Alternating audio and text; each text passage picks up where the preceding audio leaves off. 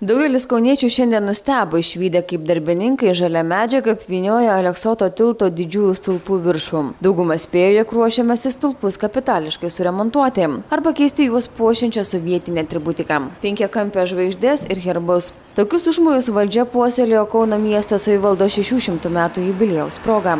Tiesa, atributika dengianti medžiaga kauniečiams pasirodė nepuošni ir nešventiška. Šiuo metu ne, bet jeigu vyksta kažkokia rekonstrukcija, atnaujinimas, tai rodos, kad turbūt viskas eis į gerą.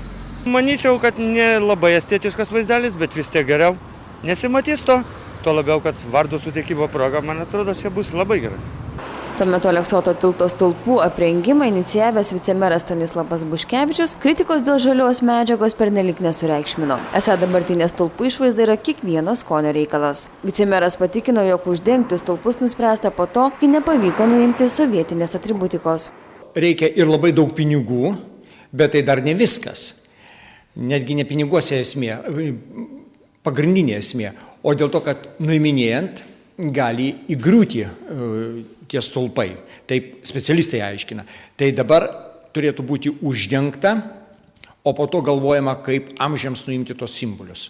Ar po sekmadienio, kuomet oficialiai Aleksoto tilto pavadinimas bus pakeistas į Vytauto didžiojo, sovietinė atributika bus ir vėl atidengta, ar tai priliks paslėpta po žaliais audeklais, kol kas niekas pasakyti negalėjo.